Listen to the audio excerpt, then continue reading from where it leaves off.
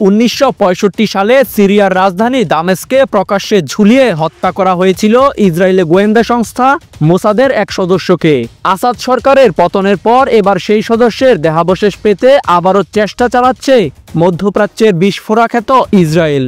মোসাদের ওই সদস্যের প্রকৃত নাম এলি কোহেন হলেও ছদ্মবেশে ঢুকেছিলেন সিরিয়ার রাজধানীতে।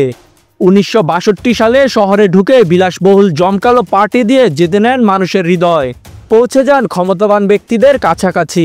মূলত এভাবেই তিনি নিজের রাজনৈতিক উদ্দেশ্য হাসিলের পরিকল্পনা এঁটেছিলেন। তবে শেষ রক্ষা হয়নি।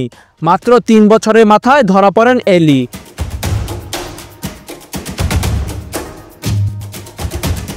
এরপর দামেস্কের মার্জে স্কোয়ারে প্রকাশ্যে তাকে ঝুলিয়ে হত্যা করা হয়। এলিকে হত্যার পর সিরিয়ার কোথায় সমাধিস্থ করা হয়েছে তা কখনো প্রকাশ করা হয়নি। কিন্তু এত বছর পর কেন হঠাৎ এই গোয়েন্দা সদস্যের দেহাবশেষ ফিরে পেতে চাচ্ছে ইসরায়েল?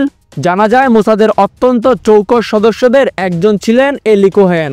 1948 সালে আরব ইসরায়েল যুদ্ধে গুরুত্বপূর্ণ তথ্য সরবরাহ করেছিলেন তিনি।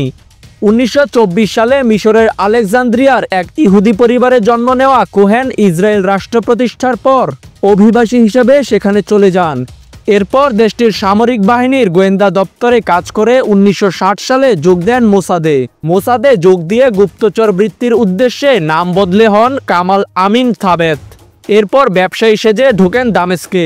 কিন্তু তৎকালীন সোভিয়েত ইউনিয়নের সহায়তায় সিরীয় গোয়েন্দা সংস্থা ধরে ফেলে কোহেনের রেডিও সম্প্রচার। এরপর বিচারের মুখোমুখি করে 1965 সালে মে মাসের 18 তারিখে কার্যকর করা হয় মৃত্যুদণ্ড। বরাবরই ওই গোয়েন্দা সদস্যের দেহাবশেষ ফেরত দিতে অস্বীকৃতি জানিয়ে এসেছে সিরিয়া। এমনকি একাধিকবার বন্দি বিনিময়ের প্রলোভনও দেখায় ইসরায়েল। সবশেষ 2018 সালে সিরিয়া থেকে কোহেনের ব্যবহৃত হাতঘড়িটি উদ্ধার করতে সক্ষম হয় ইসরায়েল। তাজিম আশরাফ, বিডি আর্কাইভ।